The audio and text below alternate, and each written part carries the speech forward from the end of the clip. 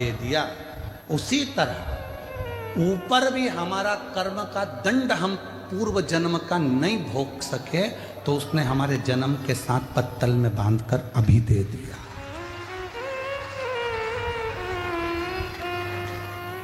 ये जितना संसार में आने के बाद हम भोग भोगते हैं ये हमारे वहां पर निपटा के आए तो आज हमें भोगना पड़ता। कोई पूर्व का कर्म जो था वो हम नहीं भोग सके तो उसका थोड़ा सा भाग रह गया और वो भाग आज हमको भोगना पड़ा।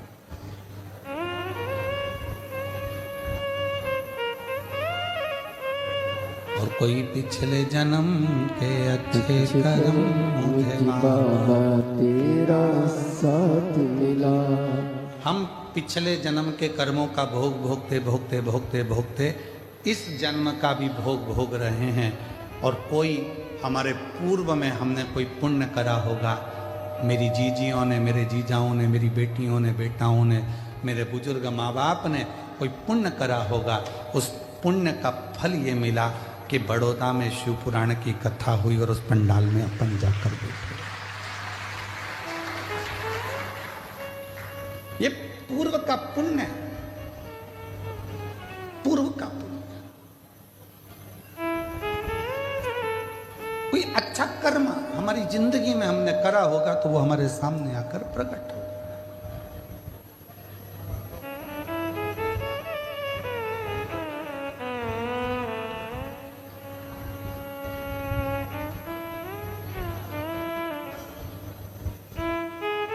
किसी ने पूछा गुरुजी बहू कौन से कर्म से मिलती है?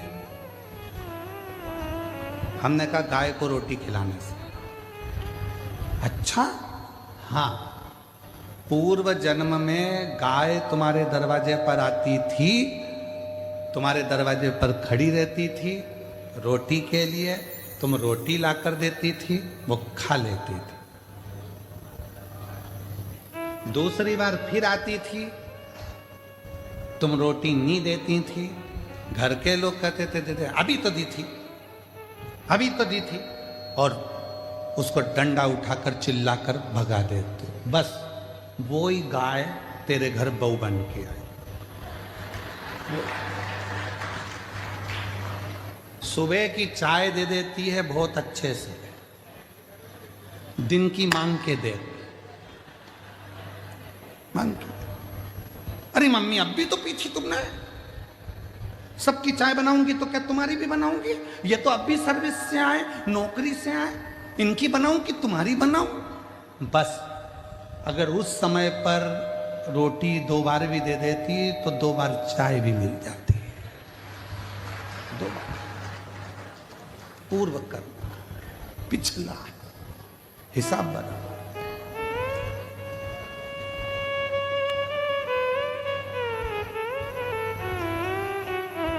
एक पुरानी कथा बा, बहुत पहले हम श्रवण कराए थे, आज फिर स्मरण में आ गई कि एक राजा के लड़के की शादी हुई और राजा के लड़के की शादी हुई और घर में बहू आ गई। शयन कक्ष में बहू पहुंच गई सोने के लिए। बेटा सो रहा था, पत्नी ने उस राजा के लड़के की तलवार जो निकाली म्यान में से। म्यान इतनी सुंदर है,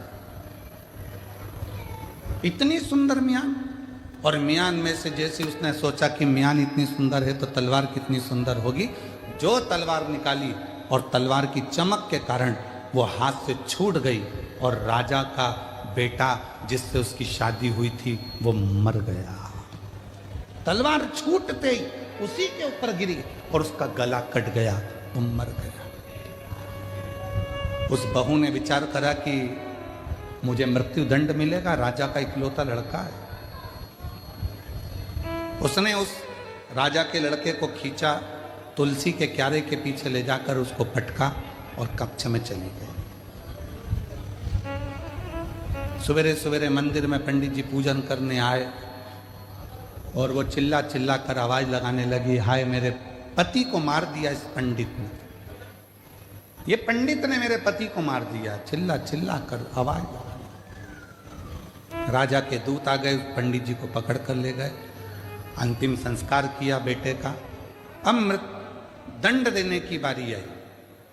राजा ने कहा कि अब इसको दंड सुनाना है, पर इस पंडित ने, इस ब्राह्मण ने मेरे घर के मंदिर की बहुत सेवा करी, इसने मेरे बेटे को क्यों मारा वो पता नहीं।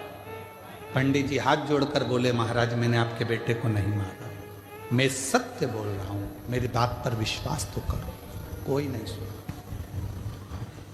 आखिरी में राजा ने सोचा कि पंडित को मृत्यु दंड नहीं देंगे, जिस हाथ से पंडित ने मेरे बेटे को मारा है उसका हाथ काट दिया जाए। उसका हाथ काट दिया, एक हाथ का रह गया। अब पंडित जी ने मन में सोचा कि मैंने कौन सा पाप करा था ऐसा। गुरु के पास जाऊंगा, अपने गुरु जी से पूछूंगा कि मैंने पाप कौन सा करा। पंडित जी पहुंच गए अपने गुरु जी के पास में, और जो गए गुरु जी के पास में तो गुरु जी तो घर में नहीं थे, उनकी धर्म पत्नी थी। जैसे ही दरवाजा बजाया, गुरु जी गुरु जी गुरु जी, इतने में पत्नी दौड़ कर आई। कौन गुरु जी? ना जाने कहां से आ जाते हैं चिल्लाने के लिए। मेरे गुरु जी यहीं रहते थे। हाँ, कहीं पर पड़ा होगा तेरा गुरु, चल निकल यहां से। पत्नी चिल्ला कर दौड़ी। पंडित जी चले गए। फिर इंतजार करें मेरे गुरु आएंगे, और गुरु जी आए। दरवाजा बजाया, पत्नी कहीं गई थी, दरवाजा खोला गुरुजी ने। गुरुजी, हाँ बेटा तुम, ये तेरा हाथ कैसे कट गया? वही तो पूछने आया हूं गुरुजी कि मैंने कौन सा पाप करा था जो मेरा हाथ कट गया। मैंने तो राजा के लड़के को मारा भी नहीं, और मुझे ये दंड मिल गया। पर गुरुजी मैं इस सब बात में पूछूंगा, पहले मेरा एक प्रश्न है उसका उत्तर दीजिए। गुरुजी ने पूछा, कौन सा प्रश्न? गुरुजी, मैं सुबह आया था, दरवाजा बजाया था, आपकी धर्म पत्नी ने मुझे खूब गाली सुनाई और आपको भी सुनाई। मेरा कर्म दंड बाद में बताना, पहले ये बताओ कि आपका पूर्व का कौन सा कर्म था जो ऐसी मिली है? ये मिली आपको, आप तो इतने विद्वान पंडित जी, इतने विद्वान गुरु जी, और आपकी पत्नी ऐसी मिली है।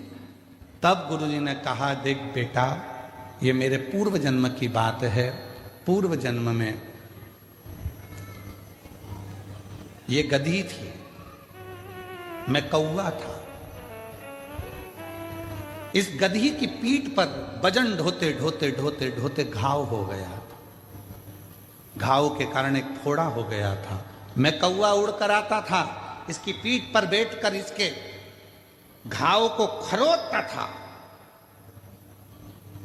घाव खरोदते खरोदते वो गधी इतनी परेशान हो गई कि मेरे कारणवश वो भागकर हरिद्वार चली गई। मैं उसको ढूंढता ढूंढता कौवे की योनि में हरिद्वार पहुंच गया, और फिर वो गधी मिल गई। मैंने फिर उसकी पीठ को खरोदा, वो दौड़कर गंगा जी में कूद गई। मैं भी गंगा में कूद गया, मर गए। मरे तो मैं इसका पति बना और ये मेरी पत्नी बनी। उस समय पर मैं अपनी चोंच से इसको खरोदता था, अब ये अपनी चोंच से मुझे खरोद, अभी अपनी चोंच से मुझे खरोद रही। गुरुजी, ये तो मैंने सुना, पर मेरा हाथ क्यों कटा? मैंने कौन सा कर्म करा?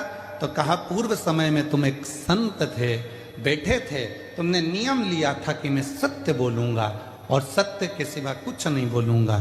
सत्य बोलने का नियम लेकर तुम बैठ गए।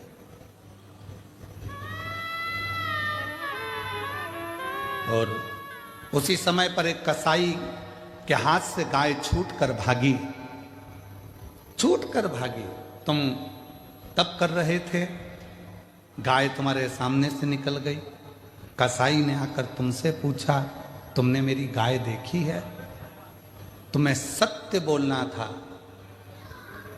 सत्य बोलना था, तो तुम तप में लगे थे, तुम झूठ नहीं बोल सकते थे, इसलिए तुमने अपने हाथ का इशारा उस गाय की ओर कर दिया। कसाई गया, गाय पकड़ी, उसको मार दिया। जो कसाई था वो राजा का लड़का बना, जो गाय थी वो बहू बनी। और उस कसाई ने उस गाय को काटा था तो उस बहू के हाथ से तलवार छूटी और वो कसाई जो राजा का लड़का बना था उसको कटना पड़ा। और तूने हाथ का इशारा कर कर बताया था गाय का स्थान, इसलिए तेरा यह हाथ कटा है, इसलिए तेरा हाथ। कोई पूर्व का कर्म हमारा ऐसा होता है जिसको हमें भोगना होगा। कई लोग कह देते हैं हम मंदिर जाते हैं इसके बाद भी हमें दुख पीछा नहीं छोड़ता, हम भगवान का भजन करते हैं फिर भी दुख पीछा नहीं छोड़ता। हमारा पूर्व का हम जो कर कर आए हैं वो तो हम जो वहां पर भोजन नहीं कर पाए तो पत्तल बांध कर लाए हैं वो तो खाना पड़ेगा, वो तो लाए हो ना बांध कर, तो उसको तो भोगना ही है। कर्म श्रेष्ठ होते चले जाता। महाराज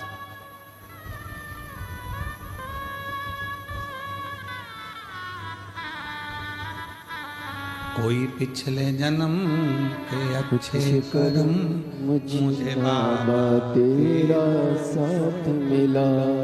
कोई पिछले जन्म के अच्छे कर्म मुझे बाबा तेरा साथ मिला।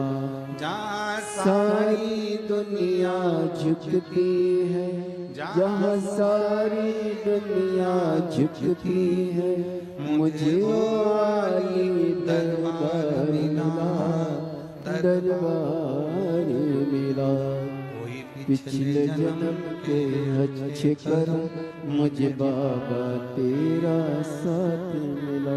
कोई पूर्व का कर्म होगा जो हम भोग रहे हैं। इसीलिए शिव महापुराण की कथा कहती है अपने बच्चों को मंदिर जाने की आदत डालो, अपने बच्चों को एक लोटा जल ले जाकर शिव मंदिर में भेजो, अपने घर के एक एक बच्चे को शिवालय तक भेजने का प्रयास करो। क्यों? हम तो खैर वो नहीं पहनते जो तुम लोग ये शर्ट पहनते हो बटन वाली, हम नहीं पहनते हैं, हम तो ये बांधने वाली पहनते हैं, ढीली हो जाए तो कस लो। अब तुम्हारी तो जो फिटिंग है वैसी की वैसी पहन लो, भले ढीला ढल्ला हो। पर जितने लोग भी वो कमीज पहनते हैं, वो शर्ट पहनते हैं, वो बटन वाली शर्ट पहनते हैं, उनको मालूम है अगर एक बटन ऊपर की ही गड़बड़ हो गई तो नीचे तक सारी बटन बोलो बोलो जम के गड़बड़ रहेगी। एक बटन अगर सही लग गई तो जितनी भी बटन है वो सब सही हो जाएगी। एक बटन अगर आड़ी टेढ़ी हो गई तो सारी बटन आड़ी टेढ़ी हो गई। उसी तरह यदि बचपन आड़ा टेढ़ा हो गया तो जवानी अधेड़ी और बुढ़ापा भी आड़ा टेढ़ा हो गया।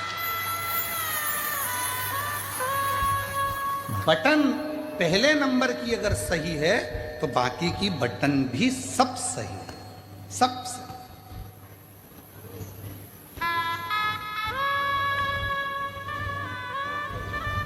दर्जी जेब लगाता है ना तो लेफ्ट में लगाता है। कहाँ लगाता है?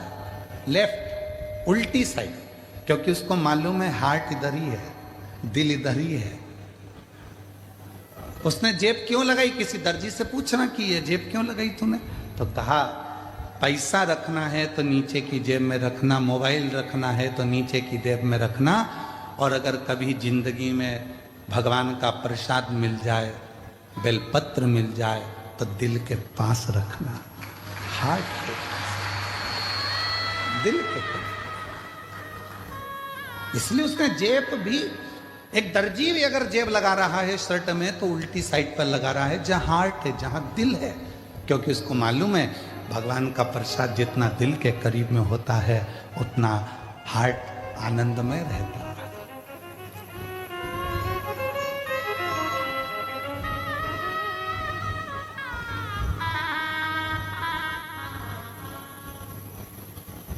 पर दुनिया के लोग ना जाने क्या आज के समय में लोगों को हो गया, परेशानी अपने माथे पर लेते जाते हैं।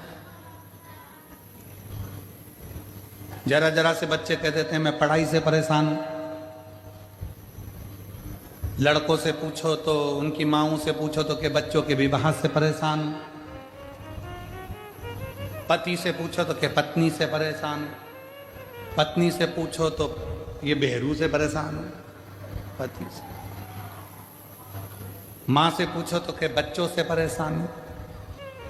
मतलब आज के जमाने में, आज के समय में प्रत्येक व्यक्ति ने परेशानी को अपना दामन में बांध कर रखा है।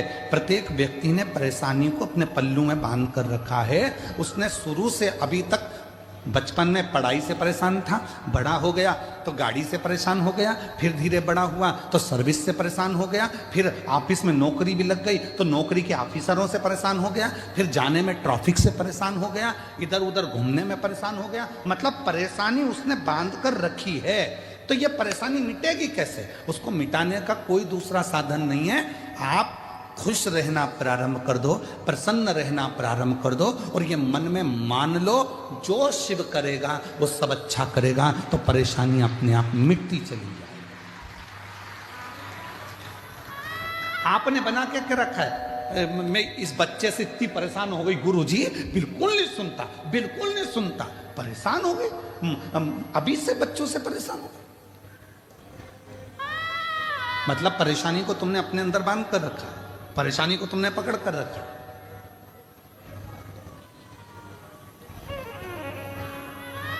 यहां आज कथा में, सूरत में जिन्होंने कथा करवाई थी, सम्राट भाई पाटिल आए हुए हैं। कहाँ बैठे? अच्छा, प्रणाम। पहली कथा जो सूरत में कराई थी आपने, बड़ी सुंदर कथा कराई। एक बार जोरदार ताली बजाकर आपको बहुत बहुत साधुवाद। विराज, जब हम इनके यहाँ ठहरे थे तो सम्राट भाई बोले कि गुरुजी इतनी भीड़ सूरत में आ गई है, बड़ा सोचना पड़ रहा है। हमने कहा बिल्कुल मत सोचो और ना परेशान हो, ना तुमने बुलाया है ना तुम बुला सकते हो, ये तो उसका डमरू बजता है तो कोई चल कर आता है।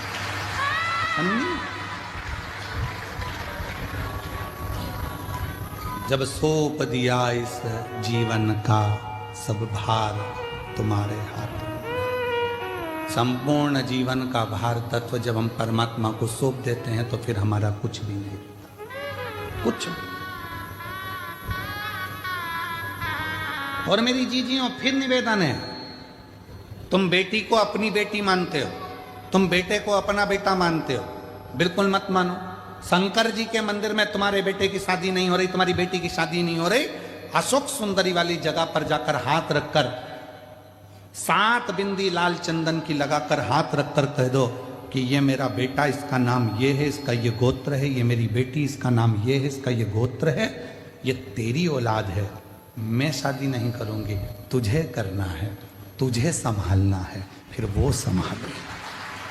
उसका प्रमाण, ये शिव महापुराण का एक पत्र आया है, उसका प्रमाण देखिए। पत्र में, एक पत्र में लिखा,